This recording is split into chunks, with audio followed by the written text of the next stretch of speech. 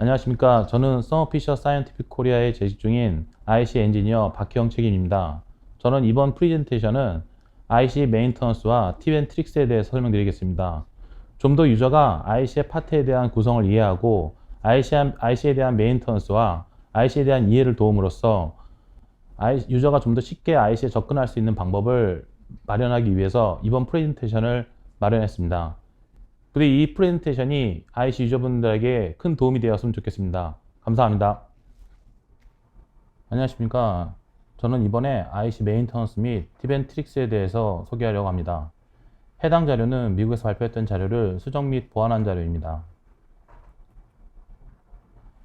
서머피셔 사이언티픽에 나오는 IC는 기본적인 베이직 IC 시스템과 RFIC 시스템으로 나눠집니다. 유저가 각 파트의 기능을 이해하고 각 파트를 잘 관리하면 장비의 문제를 많이 줄일 수 있고, 이를 위해서 IC 시스템이 어떤 파트로 구성이 되어 있는지 확인하여 보는 시간을 갖도록 하겠습니다.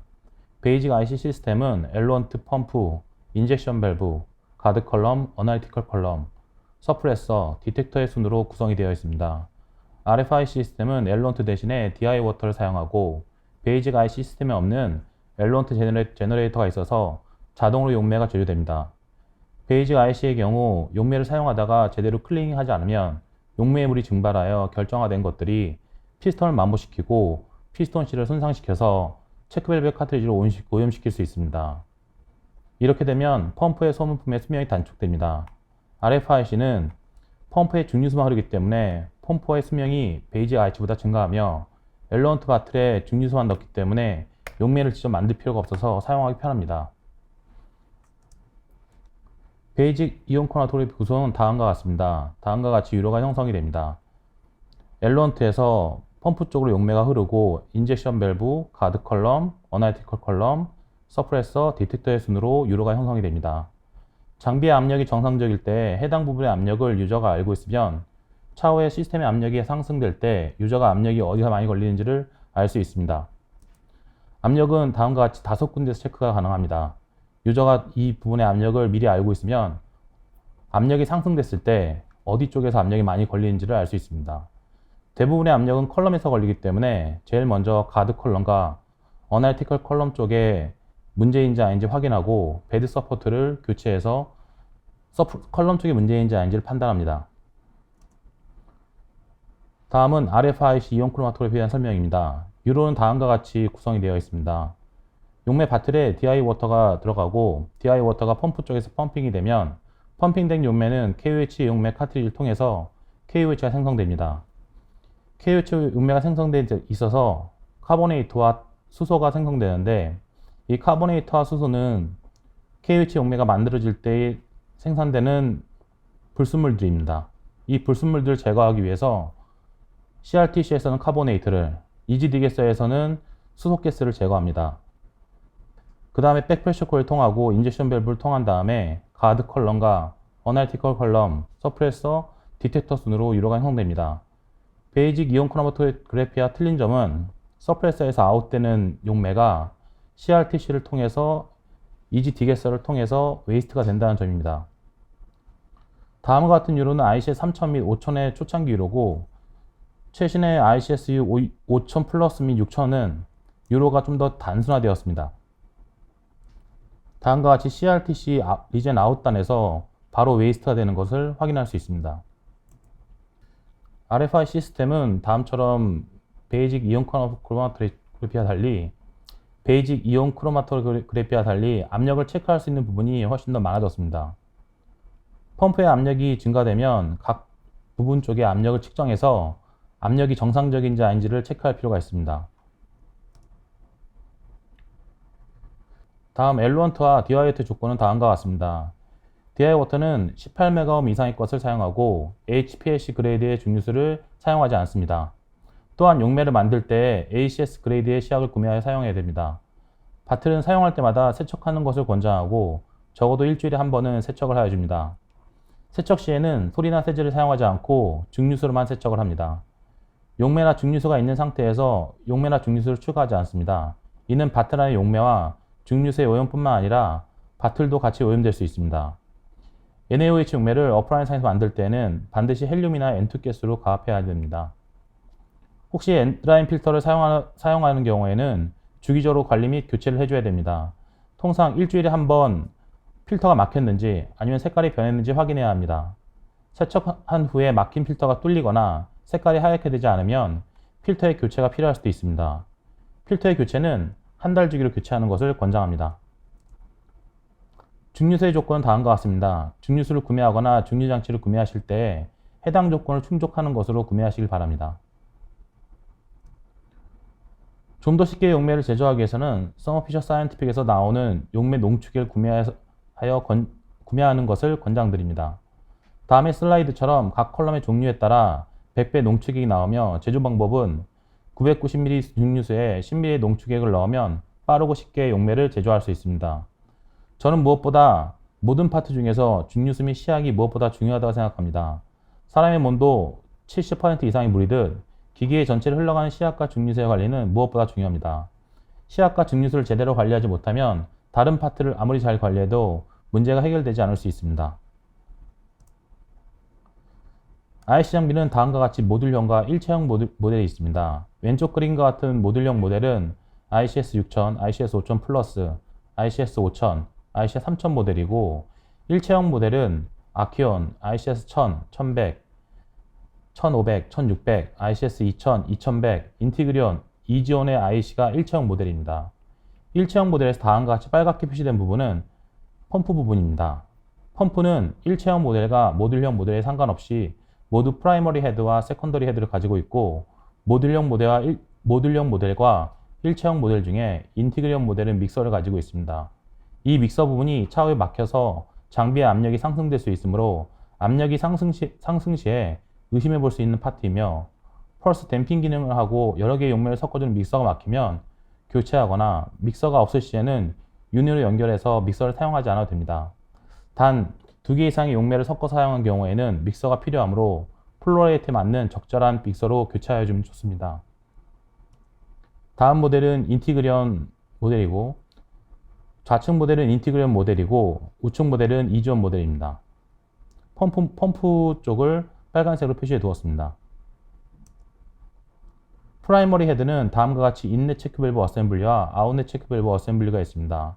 다음에 나올 세컨드리 펌프 헤드에는 체크 밸브 어셈블리가 없습니다. 프라이머리 펌프 헤드만 있는 이 체크 밸브는 용매를 한쪽 방향으로 흐르게 해주는 역할을 합니다. 사람의 몸으로 따지면 심장의 판막과 같은 역할을 합니다. 심장의 판막은 사람의 피가 역류하지 않도록 하는 기능을 합니다. 마찬가지로 체크 밸브도 용매를 펌프에서 컬럼으로 보냄에 있어서 용매가 바틀로 역류되는 것을 막아주는 역할을 합니다. 체크 밸브가 정상적으로 가동하지 않을 때는 압력이 변동이 심해지고 프라임이 제대로 되지 않는 증상이 발생됩니다. 피스톤이 마모되고 메인실과 린스 와시실이 손상되면 펌프 헤드에서 리크가 발생됩니다. 해당 그림의 실 와시 바디를 보시면 위쪽에 스테인리스 스틸로 된 관이 2개가 있는데 실이 손상이 되었거나 피스톤이 마모된 경우 위쪽 관으로 용매가 새어나오게 됩니다. 용매가 새어나올 경우 이 때문에 압력의 변동이 생길 여지가 있습니다.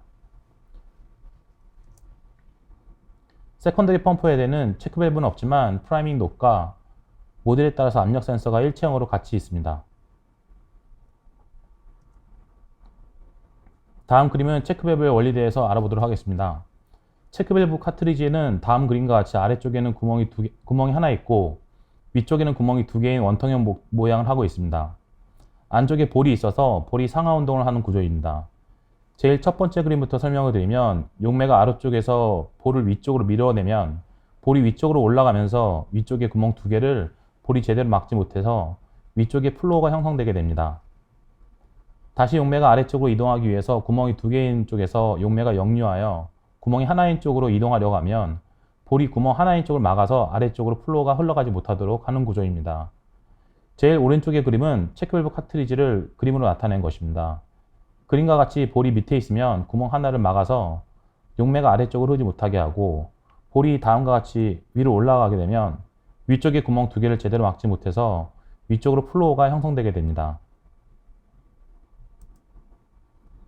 다음은 펌프 헤드의 단면도에 대해서 어떻게 피스톤과 체크밸브가 작동하는지를 확인하여 보겠습니다. 다음과 같이 피스톤이 아래쪽 체크밸브와 연결되어 있는 구멍을 막고 있을 때에는 아래쪽 체크밸브의 볼도 움직이지 않으며 용매도 펌프 헤드 안쪽에 들어올 수 없게 됩니다. 하지만 피스톤이 좀 더 왼쪽으로 움직이게 되면 펌프 헤드의 아래쪽이 열리면서 인넷 체크 밸브 안쪽의 볼도 위쪽으로 움직이게 됩니다. 볼이 위쪽으로 움직이면 인넷 체크 밸브의 아래쪽에서 용매가 흘러나 펌프 헤드의 양쪽으로 용매가 들어오게 되고, 이렇게 되면 펌프 헤드 안쪽에서 용매가 들어온 상태에서 피스톤은 왼쪽에서 오른쪽으로 피스톤을 밀어서 용매를 위쪽으로 보내려고 합니다. 피스톤이 왼쪽에서 오른쪽으로 움직이면 인넷 체크 밸브의 볼은 밑으로 내려가고 용매가 역류하는 것을 방지합니다. 아웃렛 체크 밸브의 볼은 위쪽으로 올라가 용매가 위쪽으로 흘러갈 수 있게 하고 밸브가 열리게 됩니다. 이렇게 돼서 피스톤이 왕복 운동을 하고 체크 밸브 안쪽의 볼도 상하로 움직이면서 용매를 아래에서 위로 계속 보낼 수 있습니다.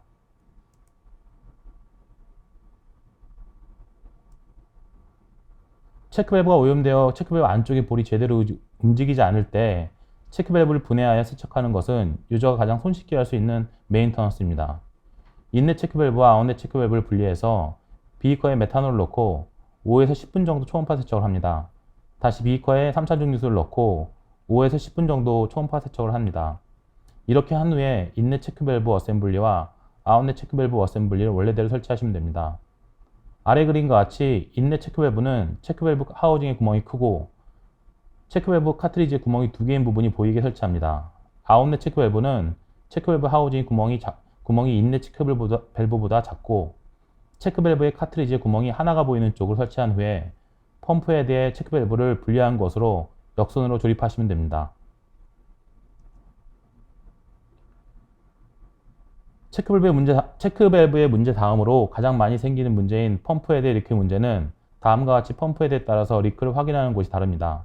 제일 첫 번째 펌프 헤드는 스테인리스 스틸 관이 위아래로 각각 2개 있으며 펌프 헤드에서 리크가 생길 시에 위아래의 관으로 용매가 새어나오게 되어 펌프 헤드의 리크를 확인할 수 있습니다. 두 번째 펌프 헤드는 리크가 발생하면 위쪽으로만 2개씩 각각 있는 스테인리스 스틸 관에서 용매가 새어나오게 되므로 펌프 헤드 리크를 확인할 수 있습니다. 세 번째 그림은 리얼실 와시 시스템을 사용하는 경우입니다. 이런 경우는 리얼실 와시 시스템에 스테인리스 스틸관이 연결되어 있어서 리크를 스테인리스 스틸관으로 확인하기 어렵습니다. 이런 경우는 리얼실 와시 시스템의 바틀에 증류수를 채울 때 증류수를 채운 양을 네임펜으로 마킹한 후에 다음처럼 녹색처럼 네임펜을 마킹한 후에 만약에 양이 늘어나면 펌프헤드 안쪽에서 리크가 발생했다고 예측할 수 있습니다. 만약에 양이 줄어들면 펌프헤드 안쪽으로 리얼실 와시 시스템 바틀 쪽에 물이 새고 있는 것이므로 확인해 볼 필요가 있습니다. 마지막으로 프라이밍 노브 안쪽에서 실이 하나 있습니다. 이 실에 문제가 생기면 프라임을 한 후에 웨이스트 라인을 제대로 막지 못해서 용매가 웨이스트 라인 쪽으로 흘러나가는 문제가 생기게 됩니다. 그래서 피스톤 실을 바꿀 때 같이 교환해 주시면 좋습니다. 이런 펌프 쪽의 리크로 인하여 베이스라인 노이즈 및 베이스라인이 불안정해질 수 있으므로 발견 즉시 수리하시는 것이 좋습니다.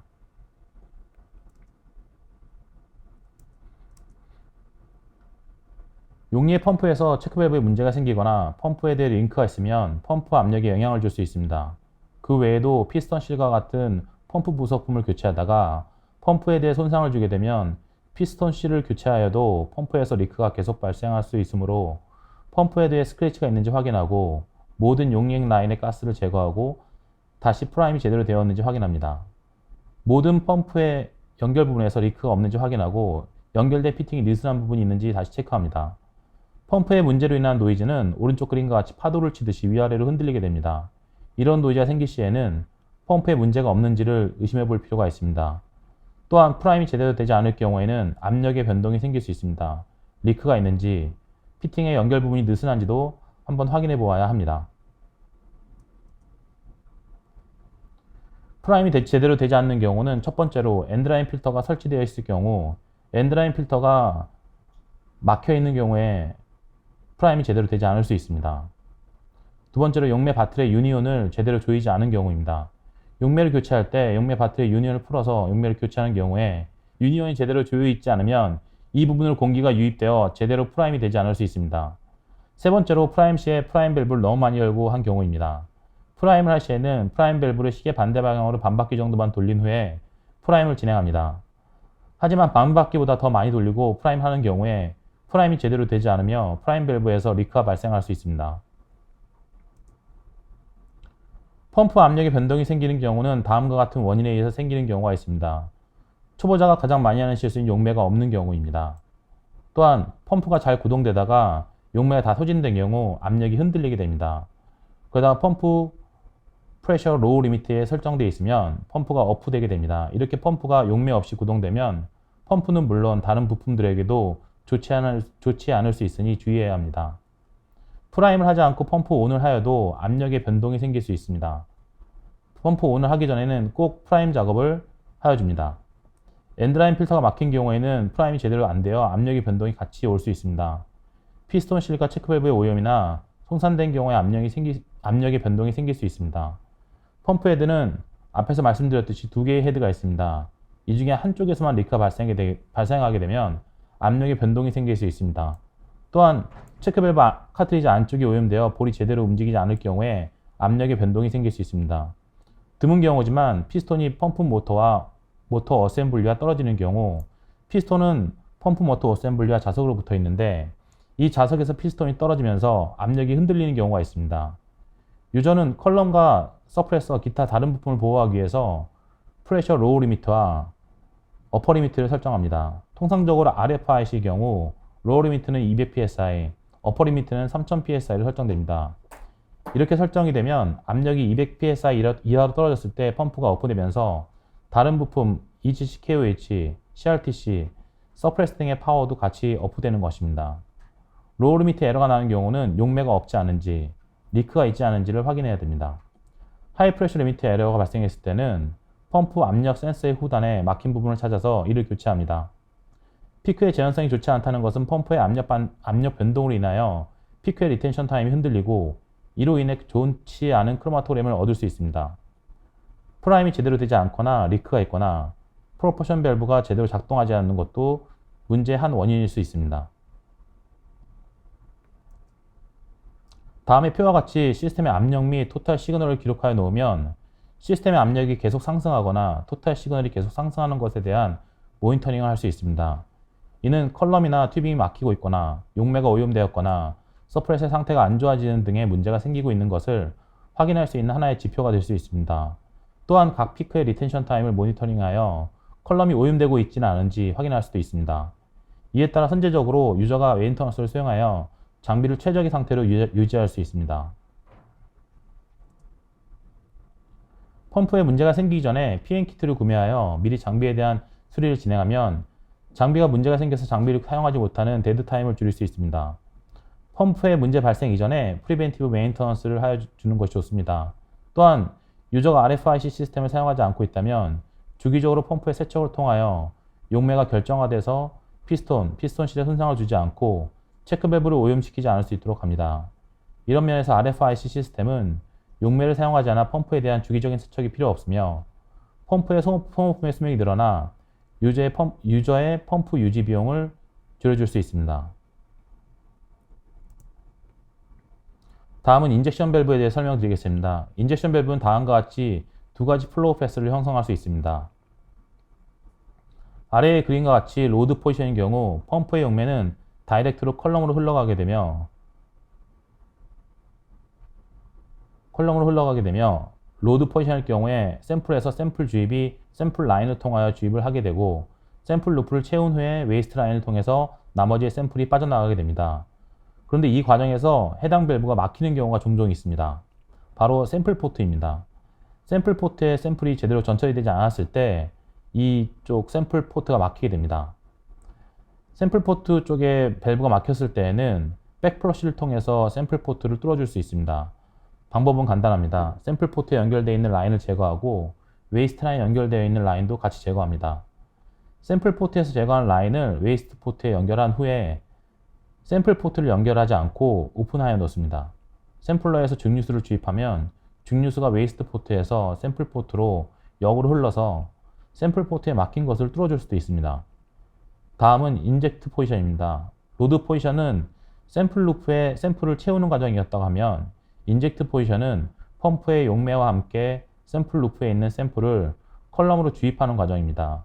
유로는 펌프에서 샘플 루프를 통해서 컬럼 순으로 유로가 형성됩니다. 인젝션 밸브의 구성품은 다음과 같습니다. 해당 파트는 저희가 PN키트를 교체하는 파트인데 로터실과 스테이터 페이스 실입니다.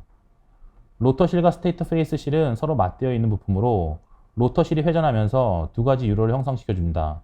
인젝트 포지션과 로드 포지션입니다. 하지만 유로를 변경할 때마다 로터실이 회전하므로 분석하는 횟수 및 기간에 따라서 로터실과 스테이터 페이스 실이 마모될 수 있습니다.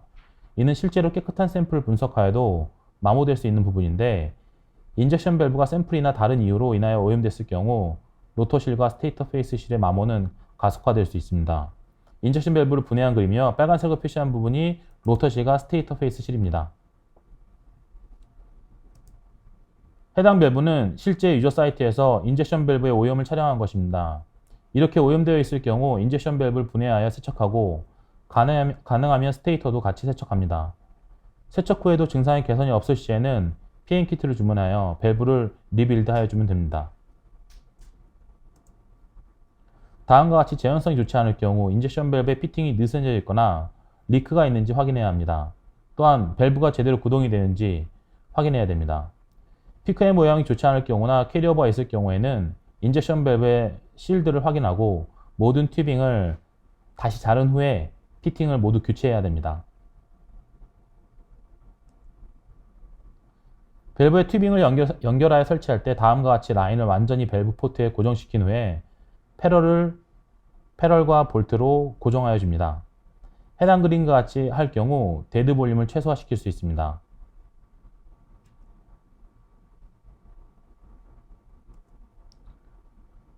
튜빙을 제대로 고정하지 못하여 데드 스페이스가 생기면 그림과 같이 데드 스페이스 안에 난류가 생기는 원인이 됩니다. 이 난류로 인하여 다음과 같은 문제가 발생합니다. 피크의 위스가 넓어지고 분해능이 떨어지고 피크의 대칭성이 떨어지며 캐리오버가 생길 수 있습니다. 아래의 그림에서처럼 왼쪽은 잘 설치한 예이며 오른쪽은 그렇지 못한 경우입니다. 튜빙을 자를 때는 서머피셔 사이언티픽에서 나오는 튜빙 커터를 사용하셔야 됩니다. 샘플 포트 라인과 웨이스트 라인 같이 압력이 많이 걸리지 않는 곳은 핑거 타이트만으로 충분합니다. 하지만 압력이 많이 걸리는 곳은 핑거 타이트로 힘껏 조인 후에 스패너로 4분의 1 턴하여 고정합니다. 튜빙을 제대로 연결하지 못했을 경우 다음과 같은 증상이 나타날 수 있습니다. 튜빙 연결 부위에서 리크가 생기거나 높은 압력이 생길 수 있습니다. 높은 압력은 저희 쪽에서 제공하는 적절한 튜빙 커터를 사용하지 않아서 튜빙의 끝이 제대로 커팅이 되지 않아 튜빙 끝이 막히면서 높은 압력이 생길 수 있습니다.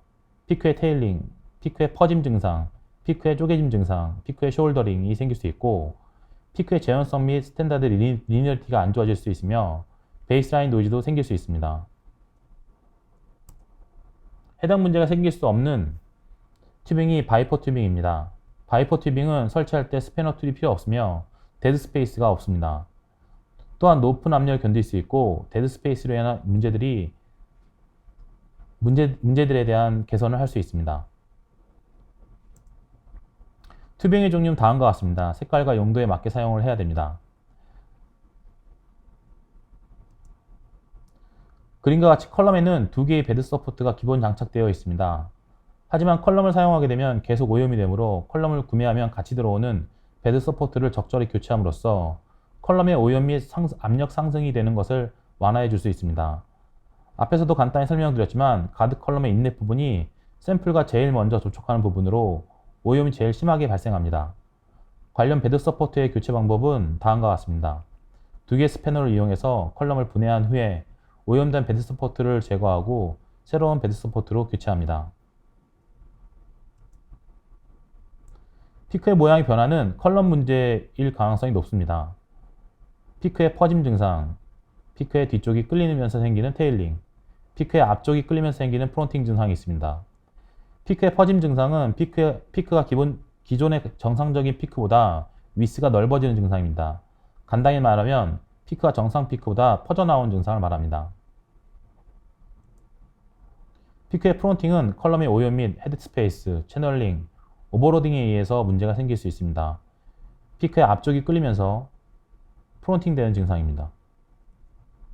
피크의 뒤쪽이 끌리는 테일링입니다. 피크의 테일링은 컬럼의 오염, 헤드스페이스 채널링에 의해서 문제가 생길 수 있습니다.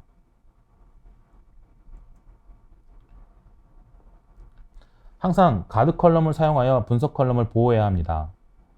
캐패시티가 다른 제품에 비해서 50%가 줄어들면 가드 컬럼도 교체해야 됩니다.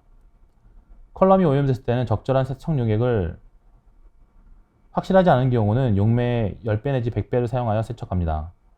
컬럼을 세척하는 동안 분석 컬럼 뒤에 가드 컬럼을 배치합니다. 적절한 유속 사용을 해야 되는데 4mm 컬럼의 경우 1mm에서 2mm, 2mm 컬럼 같은 경우 0.25mm에서 5mm 정도의 유속을 사용합니다. 항상 엘로원트의 흐름과 같은 방향으로 컬럼을 통해서 세척을 해야 합니다. 컬럼을 세척할 때 엘로원트 방향과 반대 방향으로 세척하지 않습니다.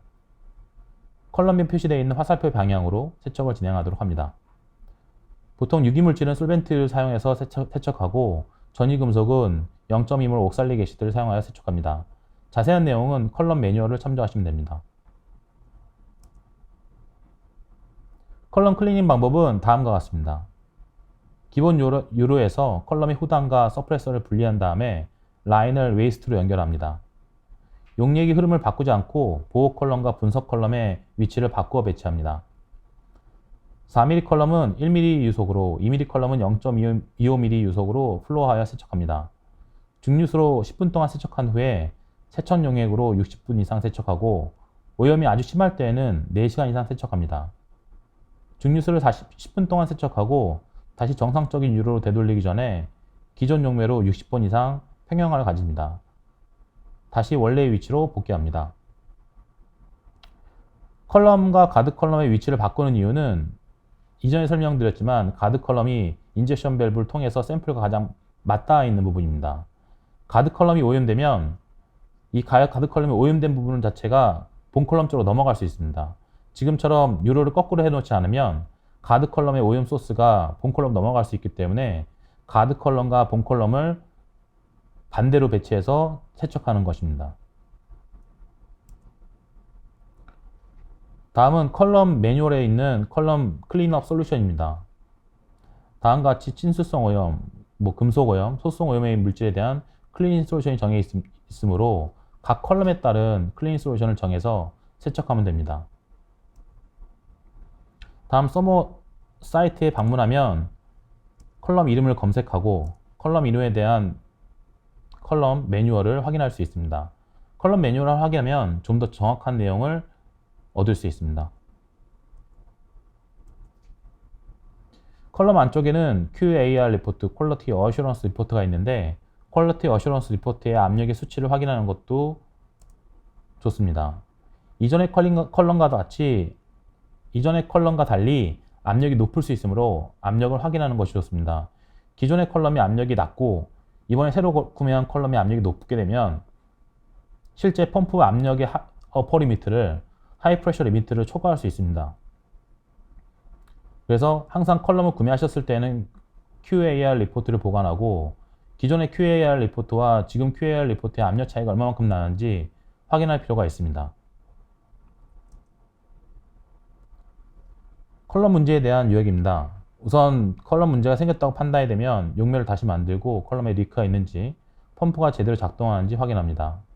베드 서포트 오염이 되었으면 베드 서포트를 갖다 교체하고 가드 컬럼의 캐패시티를 체크해서 가드 컬럼에 문제가 있을 시에 가드 컬럼을 교체하거나 제거한 후에 압력과 스탠다드의 리텐션 타임을 다시 체크합니다.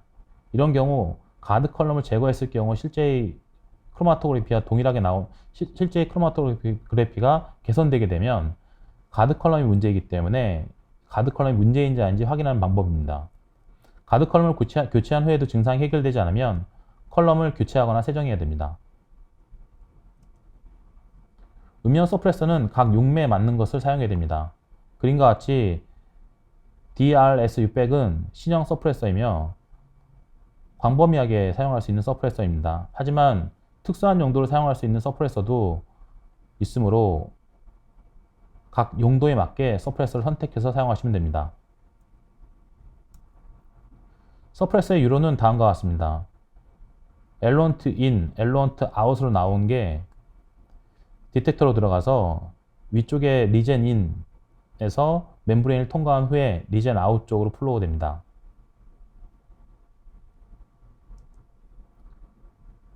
서프레서는 항상 설치하기 전에 하이드레이팅을 꼭 해야 되고 항상 보관하실 때는 증류수를 채워서 보관해야 됩니다. 만약에 용매로 채워서 보관했을 경우에는 노이즈 자체가 심해질 수 있습니다. 또한 오염되었을 때는 서프레서 클리닝을 진행하셔야 됩니다. 서프레서 하이드레이팅은 컬럼을 제거한 후에 다음의 과정을 진행하고 용매는 DI 워터를 사용하거나 10ml 이하의 용매로 하이드레이션을 합니다. 하이드레이션 한 후에 20분 동안 서프레서의 리진, 스크린, 앤 멤브레인이 완전히 활성화될 수 있는 시간을 가져야 됩니다. 20분 정도 동안 서프레서를 방치하면 서프레서 안쪽의 레진과 스크린, 멤브레인이 완전히 활성화될 수 있습니다. 서프레서의 후단에 걸리는 압력은 100psi 이하여야 됩니다. 서프레서 후단에 걸리는 압력이 커질수록 서프레서 쪽에서의 리크가 발생할 가능성이 높습니다. 또한 서프레서 자체의 압력이 높고 셀의 압력이 높은 경우 서프레서에 리크가 발생할 수 있으며 이 높은 압력으로 인하여 서프레서 자체가 손상될 수 있습니다. 서프레서를 설치하기 전에는 꼭 시스템 압력을 체크한 후에 서프레서를 설치해야 됩니다. 셀 후단의 백프레셔 코일의 압력은 카보네이트 버퍼를 사용할 경우에는 30에서 40psi, 다른 용매를 사용할 경우에는 10에서 40psi 정도가 적당합니다.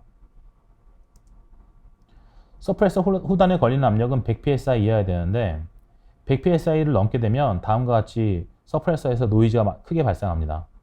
서프레서 후단의 압력은 100psi 이하로 유지시켜줘야 됩니다. 서프레서 자체에서 압력이 높아질 경우에도 다음과 같이 노이즈가 상승할 수 있습니다. 셀 후단의 압력은 서프레서에 문제에 영향을 많이 미칩니다. 서프레서 후단에 백프레셔가 높게 걸리면 서프레서의 리크 아니면 서프레서 노이즈로 이어질 수 있으므로 백프레셔 코일을 적절히 설치했는지 확인합니다.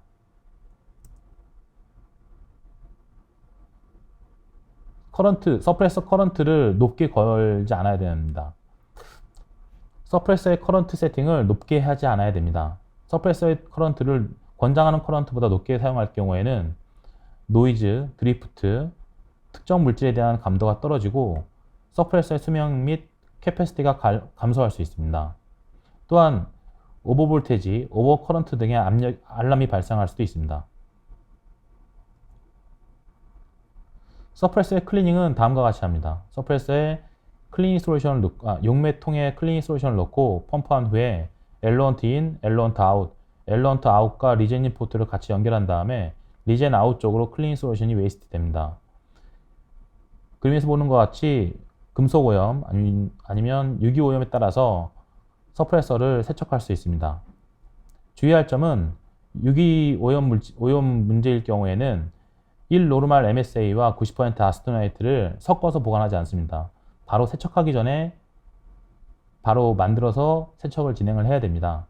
이 세척한 용액을 그대로 갖고 있다가 나중에 사용하게 되면 두 개가 반응을 일으켜서 1노르말 MSA와 아스토나이트들이 변질되게 됩니다. 꼭 유기 오염에 의한 세척을 할 때에는 바로 만들어서 클린 솔루션을 사용하셔야 됩니다. 서프레서의 문제는 다음과 같습니다. 알람, 스파이크, 그다음에 노이즈가 증가되거나 아니면 하이 백그라운드가 너무 높아지거나 아니면 서프레서 자체에 리크가 생기는 경우가 있습니다. 알람이 생기는 경우는 다음과 같습니다. 서프레서가 오염이 된 경우 아니면 리젠 플로우 레이트가 너무 높은 경우 리사이클 모드 같은 경우는 해당되지 않습니다. 리사이클 모드가 아닌 익스터널 워터 모드인 경우에 권장되는 플로우 레이트로 줄여서 하게 되면 서프레서 알람이 해결될 수 있습니다.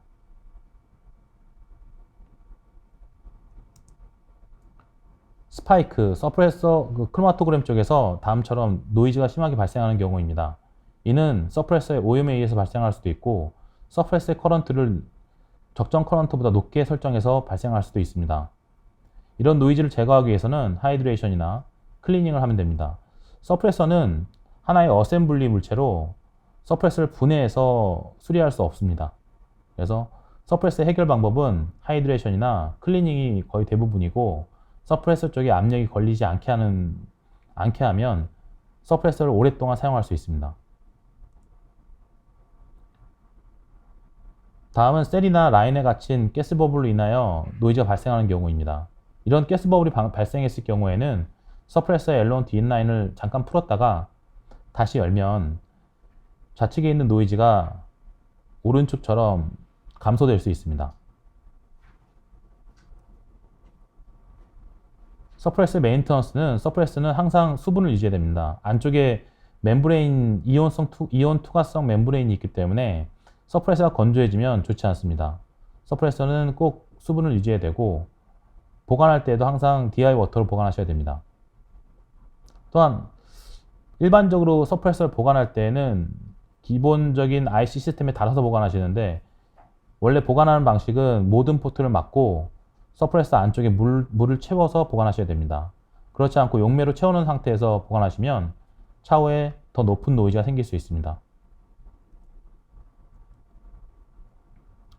서프레서는 상태가 좋지 않으면 높은 시그널과 높은 노이즈, 서프레서에 리크가 발생할 수 있기 때문에 서프레서를 제대로 관리해야 됩니다. 새로운 컬럼을 설치할 때에는 반드시 새 컬럼을 30분 정도 플러싱을 하고 새 컬럼을 설치해야 됩니다.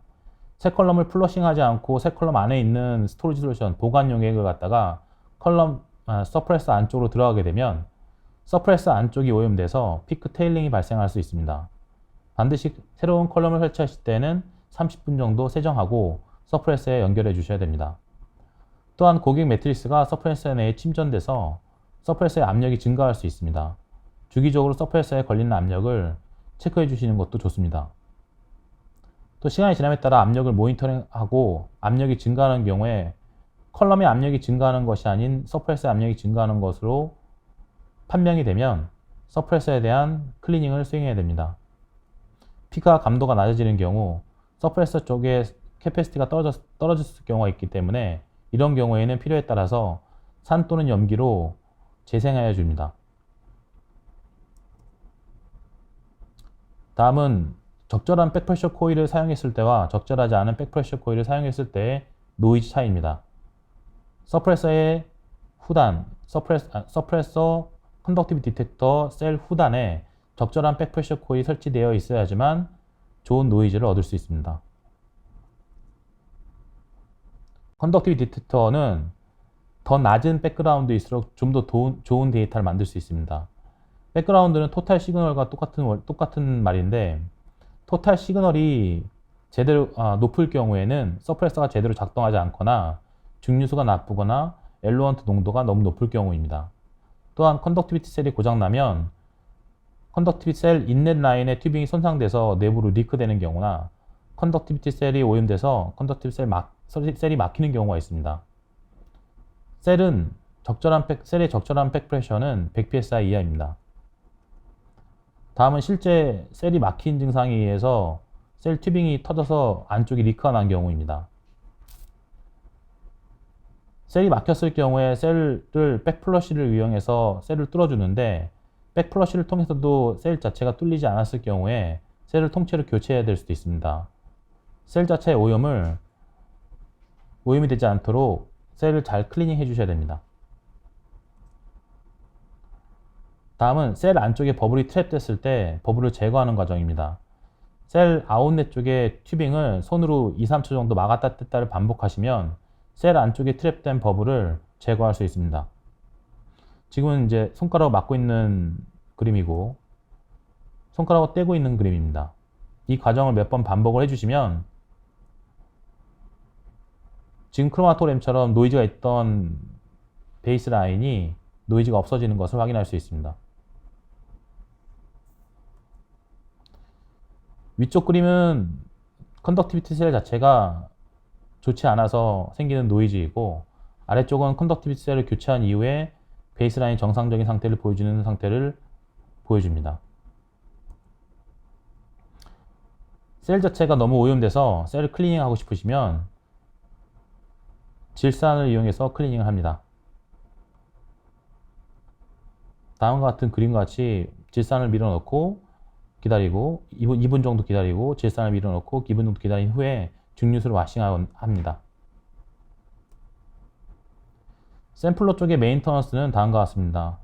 샘플러는 ASAP 샘플러하고 ASDV 샘플러 쪽에는 샘플러의 축이 있는데 이 축 자체에 윤활제를 발라주지 않으면 축 자체에 소음이 발생할 수 있고, 이 소음으로 인해서 축에 손상이 갈 수 있습니다. 축에 손상이 갈 경우에 수리 비용이 많이 들 수 있으므로 주기적으로 축에 윤활제를 발라줘야 됩니다. 지금까지 엘루언트, 펌프, 인젝션 밸브, 컬럼, 서프레서, 컨덕티비티 셀에 대해서 간단하게 알아보았습니다. 이렇게 모든 파트를 알아본 후에 어떤 문제가 생겼을 때 그 증상에 대해서 파악을 하고 정상적이지 않은 결과에 대한 걸 확인한 다음에 문제의 원인을 분리하고 문제를 해결하기 위해서 노력합니다. 예를 들면 토탈 시그널이 상승돼서 피크의 감도가 떨어졌을 때 용매에 오염이 있는지 확인하고 변수를 하나씩 다시 변경하면서 장비가 정상화되는지 안 되는지를 확인해야 됩니다. 시스템의 주요 문제는 다음과 같습니다. 백프레셔, 압력이 높게 형성되거나 백그라운드 너무 높게 형성되거나 노이즈가 생기거나 리텐션 타임이 흔들리거나 피크 모양 자체가 별로 안 좋아지는 문제가 있습니다. 백프레셔가 높아지는 문제로 인해서는 리크가 생길 수 있고 높은 압력으로 인해서 부품들이 망가질 수 있습니다. 또한 노이즈가 생길 수도 있습니다. 또 압력이 충분하지 않은 경우에는 셀이나 컬럼 쪽에 버블이 트랩돼서 그런 경우일 수 있고 펌프 쪽에 버블이 트랩돼서 그럴 수도 있습니다. 이는 노이즈가 발생되거나 플로우 레이트가 일정하지 않아서 리텐션 타임이 흔들릴 수 있습니다. 백그라운드가 너무 올라갈 때는 엘루언트 농도가 너무 진하거나 오염된 용매, 서프레서 커런트가 0일 때, 서프레서 손상됐을 때, DI 워터가 상태가 안 좋을 때로 볼 수 있습니다. 또한 백그라운드가 너무 낮을 때에는 엘루언트의 농도가 낮을 때, 또 잘못된 엘루언트를 만들었을 때, 컨덕티비티 셀 상태가 좋지 않을 때입니다. 베이스라인 노이즈가 생길 때에는 미세한 리크가 발생할 때입니다. 펌프 쪽에 리크가 발생하거나 서프레서의 리크, 튜빙의 리크가 발생했을 때 베이스라인 노이즈가 생길 수 있습니다. 또한 에어가 버블이 트랩됐을 경우입니다. 컨덕티브 셀 쪽에 버블이 트랩됐을 때 노이즈가 생길 수 있습니다. 펌프 쪽에서 압력 변동에 의해서도 노이즈가 생길 수 있습니다. 튜빙이 제대로 설치되지 않아서 터뷸런트 플로어 패스가 생길 때도 베이스라인 노이즈가 생길 수 있습니다. 또한 오염된 용매, 온도가 불안정하거나 정기적인 문제에 의해서도 오염이 생길 수 있습니다. 리텐션 타임이 일정하지 않고 변화가 있을 때는 컬럼, 용매, 오염 확인하시고 맞지 않은 용매를 제조하지 않았는지, 또 그레디언트를 할 때 그레디언트가 제대로 되는지, 펌프 압력 변동에 의한 플로우 레이트가 일정하지 않지 않은지, 또 컬럼 오븐의 온도가 일정하지 않은지를 확인하셔야 됩니다. 피크 모양이 안 좋아졌을 때는 컬럼, 서프레서 오염, 컬럼, 서프레서의 오염 및 캐패시티의 저하 및 인젝션 밸브의 튜빙을 제대로 설치하지 않아서 터뷸런트 플로어가 발생해서 해당 문제가 생길 수 있는지 확인하셔야 됩니다. 마지막으로 장비의 셧다운에 대해 설명드리겠습니다. 짧은 기간 동안 장비를 셧다운할 경우에는 중등도에서 고등도의 엘루언트를 사용한 경우에 전체 시스템을 30분 동안 세척해 주셔야 됩니다. 중등도에서 고등도의 엘루언트를 사용하는 경우에 전체 시스템을 DI 워터로 30분 동안 세척해 주셔야 됩니다. 세척을 해주신 후에 펌프 및 서프레서의 전원을 오프하십니다. 장기간 기기를 셧다운할 경우에는 모든 구성 요소를 오프한 후에 컬럼도 보관 용액을 채워서 컬럼을 보관하셔야 됩니다. 컬럼 같은 경우는 장기간 보관하는 용액은 보관 용액이 컬럼 매뉴얼에 따로 명시되어 있습니다. 단기간 보관하는 것은 컬럼에 엘루언트를 채워서 보관하시면 됩니다.